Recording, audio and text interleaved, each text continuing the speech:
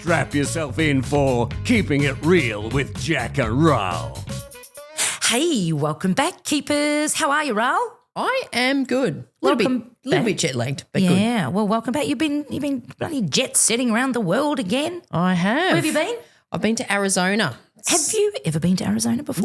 No. It's The desert? It's Right. a desert. Right. And it's a desert. A lot of cactus. Cacti there. A lot of cactus. And so did you have a good time? Oh, I had a fabulous time. So I had 2 presentations to give, a couple of workshops, and very highly successful. I hear Arizona is hot. Damn hot. Damn hot. Damn. So it was every single day was over 40 degrees. So that's over 100 for our US followers, but Wow. they would know how hot Arizona is. And yes, I came back on the day I left Arizona, it was 43. On the day I came back, it was 6 degrees I was in the going to morning. say, what a culture shock or what a weather shock. And what was the highlight of Arizona while you were there? Just one quick highlight. The keynote when everyone came up and said, "Oh my God, that was amazing," and I felt like a little bit of a rock star. It was pretty cool. Oh, felt like a Americans are rock very star. good. Americans are very good They at giving are. compliments. They are. Can I tell you the best compliment I got? Go on. Right. So, I mean, I got lots of compliments, but the best compliment I got. How humble she is. I was waiting outside my hotel room and this mother walked by with her, she must have had twins. They would have been like 4. And this little girl said to me, "I love your look." Oh. And I went, "Oh, thank you. I love your look too." And I went, "And I love your compliment the That's most." so cute. I love your look at 4. No, it was the best compliment What I were you had. wearing? Did you have some special shoes on or something? Oh, no, just my funky, cool, Just I was wearing a white pants and a black vest. Ooh, Cool there you look. are. Very cool. Very cool. Well, welcome back. It's good to have you back. Yeah. But what else? there was a few things that annoyed me in America. Well, you are a grumpy old woman, so of course there would be. What annoyed you in America? You know what it is? Oh my God, you have to tip for everything. Like seriously, you got to tip for everything. And they add all these taxes. So I arrived. You know why, don't you? Because people are so badly paid. Yeah, I know why. And I try not to get annoyed, but you are. the first night I arrived and I got there quite late. So it was like 10:30 and I hadn't had dinner because of the time. So I ordered room service and I just thought I'll just get a pizza. Yeah. And the pizza was $22, which, when you do the conversion. It's Don't do the conversion. Yeah, you can't Note do the to self. conversion because it's like. You're on holiday. So I ordered the pizza, but it was just a plain pizza. So I added, mushrooms and pepperoni and jalapenos and something else. Anyway, so the $22 pizza Became 50. became $28. Okay. And then they US. add a delivery fee. Hang on. Take Well, back up. every You ordered this every room hotel. service in a hotel and they charge you delivery fee. Yeah. Is there the option for you to go down and collect it? Well, that's what I would like to know. This happens in Australia too, right? Does so it? a $5 Oh, I missed delivery that. fee. So you've ordered room service and they're bringing something to your room. Service. I thought it was And a you got to pay service. extra. And so there was a $5 delivery fee, which is actually sometimes cheaper than what's in Australia. But then there's a sales tax and so this pizza Plus. that I thought was $22 US Ended up being? $52 US. Was it a good pizza? It Tell was a me good it was pizza. a good pizza. But that's like about $80. Tell me the guy that delivered it was gorgeous. No. Give me something here. And they hang around expecting another tip. Tip. So on top of all that, you've got to Of give course, a tip. because that person isn't getting the service It's fee. ridiculous. That's So going to a yeah, it hotel. was a good pizza. I mean, it wasn't worth $80. No pizza's worth $80. But anyway, Look, I reckon why don't we make this episode about things that annoy us? Because I've got some things that annoy me too. So why don't we get it off our chest? you're a grumpy old I'm woman. a grumpy old woman too. Do you find we get? I find I do get grumpier as I get older. I think I'm getting less patient as I get That's older. true. Why don't we? All right. Let's Bugger it. Let's go. Okay, Keehlan, Sorry, we're changing. keepers, you're about to get things that annoy us, but I reckon you might relate to some of this. Yeah. In fact, send in some if we've missed any, okay? Right, I'll start. You start. No manners. It shits me. People that can't say please and thank you. Adults that can't say please and thank you. How hard is that? That I know. I remember once. I hear it all the time. We were out for dinner. This was years ago, and the kids were quite young. And someone came and took the plate away, and they didn't acknowledge. And I went, "Don't you ever do that again?" And they went, "What? And I This go, is your children. This is my children." I go, Good on "Someone you. removed your plate. Good on you. Thank them." Good and I was on going, you. "Oh," and they were young, but it's manners. It doesn't take much. We're getting please and thank you pushed down their throats so young that, and I was such a unwoke comment about to happen, Nazi about it, that I would say please and thank you for them before they could say it. And finally at age 5, Madeline said, if you could just stop, we will get it out. But because I know the value of it. Yeah. I hear people say, get me that. And I just want to get that and shove it down their throat. We are the same. I had an auntie. What is it? A great auntie that always would say, yes, please, no, thank you, and I don't mind if I do. That's what you should. And I've always remembered that. She died about 30 years ago. I still remember that. You've never forgotten it. No, yes, please, no, thank you, and I don't mind if I don't. A keeper listening to this, then mind your manners, please, and be conscious, be self-aware. Are you saying please and thank you enough? What's another thing that annoys you on the personal front? We'll go to work let's in a go minute. personal. Yeah, let's go personal. We're on a rant now. People that litter. Oh. People, like they walk around, they literally, you see them and they just throw something down. One of the funniest episodes of Mad Men, remember Mad Men? That I watched. Yeah, I wasn't really a the fan of Mad series Men. about advertising on Madison Avenue back in the 50s. It was hilarious. They go off for this beautiful picnic in this park. Don Draper and his gorgeous wife and perfect family, and they're all gorgeous. And they have this beautiful picnic, and then they stand up, they flick the tablecloth, and all the litter just goes all over the park. They pack up the tablecloth, pack up their picnic basket, and walk off. And I remember cigarette butts being flung out of car windows. I remember people dropping litter. That was a thing many years ago. Our kids wouldn't be aware of that. No. But I reckon if you're in your 50s or 40s even, that was a thing. But it's not a thing today. There's rubbish bins everywhere. Yeah. Respect your place. Respect our beautiful country. What really struck me when we went to Japan last year was that immaculate. There's no rubbish anywhere. Love the Japanese. Anyway, in fact, after about 5 days, there was a can of Coke or something on the road, and I took a photo. And Steve goes, "What are you doing?" I just saw the first bit of rubbish. I thought I need. Yeah. And you know what? And they don't have rubbish bins. No, they don't have rubbish bins. You are bins. expected to take the rubbish with you. Yes. I love that. Yeah. I love that. All right. Oh, here's a good one. Else? Went on a cruise years ago and was sitting. Richard Wetton got me the most beautiful cocktail. We'd just arrived. We had young children at the time, so we were having a little time away, just, reuniting as a couple. I was dressed up. He was taking me for dinner on the ship, and opposite me, as he put my beautiful cocktail down, was a woman chewing with her mouth open, and I watched her food go around her mouth like a washing machine. And I was so repulsed but compelled. I couldn't stop looking at it. But then I have noticed other people that do that. Yeah. What is it? Close your mouth. Or talking with your mouth full. That was my mother. We were always told that. Stop talking with your mouth full. I got a clip around the ears. Yeah. Elbows off the table, Dad used to say. Oh, yeah. Do you need a pillow? I'm telling you what, it was like a bloody camp at our house, I tell you. God, we could do a whole episode on So if you're manners. eating with your mouth open, please check yourself when you're eating next. Look at the mirror. Check yourself before you wreck yourself. Oh, I like that. That's Do not litter. The youngins say. Say please and thank you. What else? When you're waiting for someone to pull out of a park, so you've seen someone come, so you're driving around, you see someone walk to their car. Yes. Beautiful. Put your indicator on, waiting for them to leave. And they spend the next whatever checking their phone. Oh, and you can see them on the phone. You can see them. And sometimes you sort of do And they know you're waiting. Well, they might not, but you don't. Sometimes I do a little too. Speaking and of you know being what impatient. always happens? The moment you think, oh, bugger it, I'll drive off, then they leave. Yeah, it always happens every time.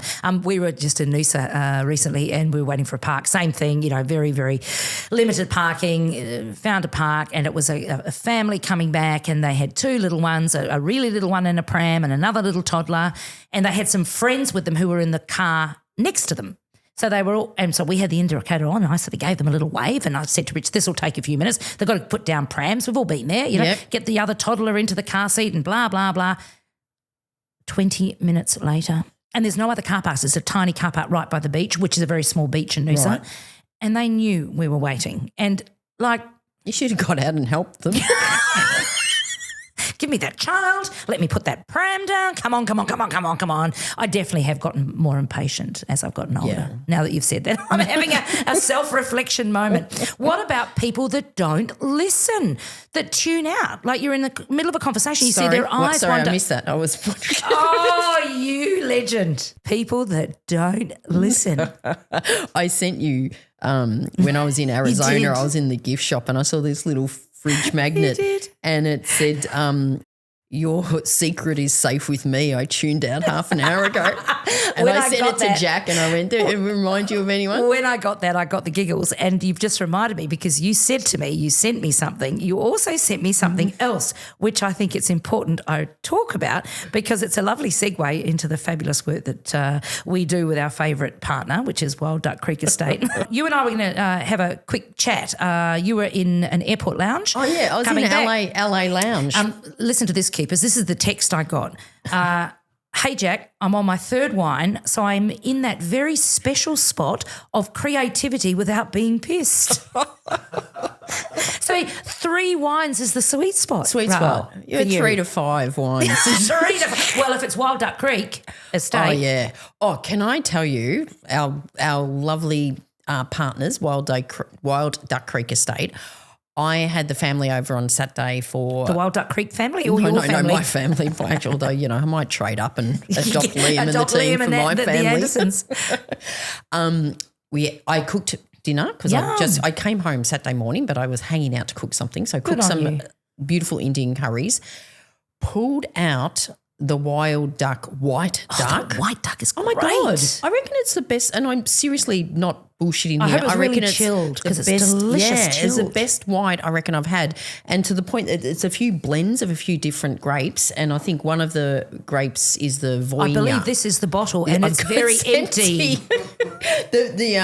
The yellow Hammerhill is also empty next to it because we went from the white to the red. But the white Was really duck, good. I can, if you haven't taken advantage of our little offer that's in the show notes, then do yourself a favour, as Molly Meldrum would say, and buy Used to say. buy some Wild buy some Duck white Creek Estate. So if you are a keeper, a listener of this podcast, then if you go to the Wild Duck Creek Estate website, you will see Keeping It Real with Jack and Raoul, or Keeping It Real, which is a headline on the top of their website. Click on that and put in the special code Keepers. KEPPERS, all lowercase.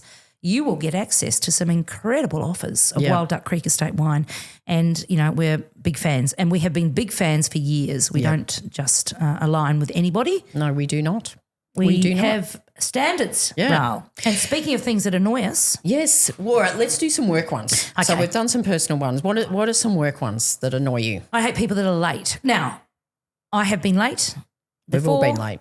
I'll be late again in the future, but I am not known for being late. I'm an organised person, and if I say I'm going to be somewhere at a certain time, my parents were big on this, still are to this day. They think it is a huge note of disrespect if you don't turn up on time. Threw a dinner party once and had somebody turn up really early. That was a bit of a head. Yeah, knock. actually, I'm guilty of that too, coming up a bit early because I hate being late so much. Yes, I hate being late, but you don't want to be too early. No, you don't want to be People too are trying early. to get. I was trying to get kids sorted, and this person was sort of hanging around awkwardly, and I'm thinking, I've got to sort of talk to you, and I've got to get these kids organised. And anyway, All right, that's too being early. late, I don't like that. When at people work. are late for meetings, Or for and yes, meetings. there are sometimes there's a Good very good reason. reasons. Yeah, true. But when they're late and they walk in with a takeaway latte. And I call that running latte. Not running late. And I go, sorry, I'm late. And it was like, you're not sorry because you stopped and grabbed A coffee. A coffee, which is, Adding time. a good 5 minutes. 5 minutes, Probably yeah. 10. Which meant that you weren't organised enough to get there earlier so that you wouldn't be late to get your coffee. So they've chosen to be late. Running over latte. Running I like latte. that. Yeah. So being late, I think if you are somebody who turns up late to meetings or turns up late to work functions or in any way, if that's work related, as much as it is personal, then start getting organised. Yeah. It's, You don't want to have a it's not reputation good. of It's being not late good. all the okay, time. I've got another one. People who waffle. Yes. Who are not clear when they communicate. Maybe they're thinking and talking at the same time. I think we've all been accused of that. But if you're going to talk, then please don't waffle. Don't go on and on. You talk about this in your storytelling. Yeah, well, there's a few good things. examples. You know, when people go around and do an intro, the amount of times I go to like events or dinners and they go, oh, we'll just go around and introduce ourselves. I always try to go first to role model the fact that this should only take about a minute or so. Yeah. And then people just go on, and it's like every time someone goes, it gets longer and longer. Longer and longer. They're spending 20 minutes talking crap. Yeah. It's not even introducing themselves. They're talking about something. They just go I coach on this. I coach on this because I coach a lot on claiming authority and being able to have a presence, in a workplace. And it's very much be prepared for. Tell us a little bit about yourself, or we're going to go around the room and introduce ourselves and make it short, but make it memorable. Yeah. What's an example? How would you introduce yourself? Well, you know, it's funny. I was at the Arizona last week. On the last night, the executive leadership team and the board were going out for dinner. Lovely. And they asked if I would like to come, so I came. And there was about 15 sitting around a big table, but everyone was just talking to the person next to them in little groups as they do. And so I said to my client, the client that I'd been working with mostly, so is something going to happen with the whole table? She went, oh, no, not really. And I go, should we do something? She goes, what do you mean? And I go, well, I always like to ask people, what's your greatest superpower? Yeah, cool. And she went, oh, okay. She goes, we'll do it after main and between main and dessert. I went, great. So we introduced the concept. And again, I went first to role model. So what did you say? My superpower is that I can cook a perfectly poached egg every time, right? That's a good superpower. And then people started to go around sharing things, but some of them were sharing actually quite vulnerable stuff. Awesome. And the woman's going, oh my God, no one just shared this before. No one knew this about each other. One of the members, she shared something, but I didn't think it was very personal. Like it didn't. And I said to her, I go, you're going to have to think of something different because what you've just shared then tells me nothing about you. So this is getting back to your point. Yeah. Like when you introduce yourself, I should get to know you a little bit better. Yeah, it's a connection. And I go, so you've got to go again. So good just think of something. Oh, bossy britches from Australia's arrived in Arizona. I know. So this is what she did, right? So we were she did. She was we were in a very nice restaurant, I must say, in a private dining room. Gorgeous. So she said now she was the last person. Yeah. She said, I can not only do a handstand, but I can walk on my hands, right? Oh, I know what's coming. By this stage, the whole leadership team's going, do it. Tell me she was wearing pants. She was wearing pants. Thank goodness. And she went and she did a handstand up against a wall and started walking around the table. She really can do it. She really can do it. That's awesome. What a shout out to her. And, at the end they're going, oh, this is the best leadership team dinner we've had. So that was a very long story to say when you introduce yourself. Waffling. I was waffling, but that was a good story. It's interesting. Be interested, like share something interesting, not just, oh, my name. Could you make something up? Like if you put on the spot like that and maybe, No, I'm not even letting you finish that question. Of course you're not making stuff up. The whole point is for me to get to know you better. Right. You don't make stuff up. Could my superpower being drink lots of really good Wild Duck Creek Estate wine? Yeah, nice plug. Nice plug. But you also do, when you communicate, get to the point. I've got to share something. This came up. Yes. This is related to our negotiation episode, and I wish I had have remembered this before we did that session, because that was last episode. Listen to it. But a Facebook memory came up today, and it was when Jessie was 10 and she wrote a letter to the Tooth Fairy. What did she say? And it says, bless Jess. To the Tooth Fairy. I want to keep my tooth, but I still want money. Of course you do. Please give me money. From Jessica. P.S. The tooth really hurts, and then I got a toothache. Oh, and I thought, but she said please. She good manners. There you go. She did say please. So did she get to keep the tooth? And did the Tooth Fairy give her some money? I think from memory the Tooth Fairy gave her money and cute. Let her keep the tooth. So cute. Love it. Okay, what else? Work. Things that annoy us. Oh, jargon and the overuse of acronyms. When I joined IBM in Singapore many years ago, and IBM is an organisation, or it used to be, I'm not sure how it is today, where acronyms, honestly, are just part of the culture. Yeah. And so good if you've been there a few years. If you're new, it is like a whole new language. Jargons. You hate jargons. Oh, I hate jargon. Can I tell you my IBM acronym story? I bring money. That was what Dad said when I first joined. Oh, I like the sound of IBM, he said. Does that mean I bring money? So it was when I was working at NAB, another acronym, National Australia Bank, in IT. Another acronym? No, in technology, right? And my job was working with mainframe mainframe computers. Mainframe computers. You were an operator. I was a mainframe computer operator. I was working with them too, right? And so they were all IBM. There was a fault on one of them and the fan had broken, which is a pretty major thing. Well, it is. You don't want something overheating fire. Yeah. Right. So I look up, by then it was just all a big paper database. There was nothing online. And I'm trying to look up the part number for fan because I needed to report it. And I could not find it anywhere. So I rang them. I had to ring them and say, I can't find the part number for fan.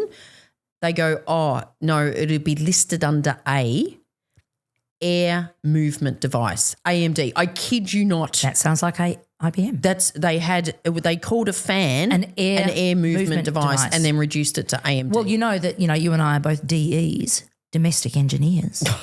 Well, there you go, DH, dickheads. I like that. Yes. But yes, so it's jargon. just unnecessary. It is unnecessary. Talk about making things complex for people, right? You know the term acronym only entered the English dictionary after World War II because acronyms were used extensively during the war for two reasons. One, it was Morse code. Yes, so efficient. they've got to be, very quick. efficient.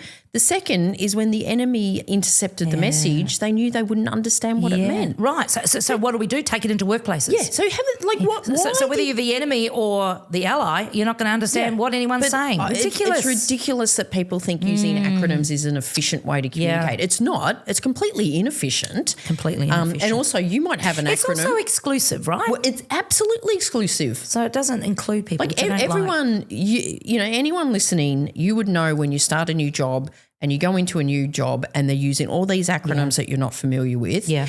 You feel disconnected. Correct. You feel a bit stupid. You feel stupid. Because everyone else knows what it means. And I better quickly learn all the acronyms so I can at least understand, well, is that taking away from what you're actually meant to be learning and doing? Yeah. And the real danger is for every acronym there's multiple variations. Well, that's true. So you could and how say you an interpret acronym, it. And I've interpreted completely different. Not International Business Machines in my father's mind. I bring money. Yeah. What about sorry, I'm sorry, I'm really sorry. The people that say there's actually two things about it, and I'm not sure which one you're meaning. Another thing that annoys me. Sorry is the overuse of the word sorry. Like people are like, but it also you don't need to say sorry for everything. Or more than once. No. If you are sorry. And you're not really sorry. No. Or when people do an apology, like a formal apology, and it starts with, if I offended anyone. It's just like, well, you did. That's why you're giving the apology. Oh, yeah. They're implying that, well, if you got offended, that's your problem, as opposed to me not taking responsibility for that. And actually, you can't control how someone feels, right? No. But what you can do is perhaps enhance your connectedness to them or demonstrate some empathy and say, okay, I'll call that. Yeah, you see that when, they've been told to issue an apology. Yeah. Politicians are good at that. Politicians. And also some senior corporate leaders too. Oh, absolutely. You see a lot in corporate. Who was the guy from Woolworths, the CEO recently? Brad Banducci, I think, who I believe is a very good CEO. I know people that work in that organisation who like him a lot but just refuse to apologise. Yeah. So plastic apologies, we don't like those. Those annoy us. What else annoys us? Gossip. I hate people that gossip. Yeah. Both work or personal. Yeah. When people are just going, like you might have, friends might have got, or friends got divorced and people go, do you want to hear the backstory? It's like, no, I don't actually. None of your business. It's none of my business. No. And it's only one side of it. Yeah. So, and if people are gossiping to you, have a guess what? Yeah, they're gossiping about you. Exactly right. No, absolutely. I can't stand gossip. Don't gossip. Either at work or in personal life. I'll tell you what I've experienced in my corporate career, and that is inconsistent leadership. Yes. And that really is annoying. The hardest thing to work under. In fact, I was coaching someone on the way in today, Raal, on the phone, Bluetooth, while I was driving, and her biggest beef is a leader who is just swinging from one emotion and one sort of personality to another hourly. And this person who is highly competent, highly experienced and very accomplished from a skills and academic perspective just said, I can't do this anymore. I don't know whether I'm Arthur or Martha. Nobody knows whether we're in trouble, whether she's happy, whether what we're doing is right. But not only that, that inconsistency means that decisions get changed all the time. Yeah. I once worked for somebody like that and nobody knew where they were. So any performance or any progress was pure luck, not good leadership. And I would imagine people would be walking around on eggshells too. Well, to go, how are they going to react to this? Those were my coach's words. Yeah. So something that really annoys me is inconsistent leadership. If you are listening to this and you are a leader, check yourself. Are you consistent? If you're working for an inconsistent leader, have a chat and explain, look, some things I find a bit inconsistent. Are you aware of that? Yeah. And if it's just not going to change or it isn't changing, then get the hell out. Move on. Move on. Be a shark. Swim forward. Yes, I'm loving that metaphor from I know. 2 episodes ago. Meetings that should have been emails is another thing. That emails, it could have been a conversation, just a quick pick up a phone or just over a desk or something. Meetings, but I'm in back-to-back meetings. Well, who's the fool? God. Hey, we talked about that in our busy episode. God, we got a lot of great feedback on that busy is boring. episode. We My did. God, if you haven't listened to the busy is boring one, it seemed to really resonate. Every person I coached the day that came out or the day after said to me, were you talking about me? I always say I'm busy. Now I'm really, really aware of it. And I said, well, I might have been talking about you. I might not have been talking about you. The fact you're aware of it is not a bad thing, right? And I think it resonated Holds because, you account. yeah, because most people went, oh my God, that's what I do. It has become It's become my default. it's part of our vernacular, isn't it? How are you? Really busy. Yeah. That's not an emotion. Okay, so things that annoy us. The 2 grumpy old girls here.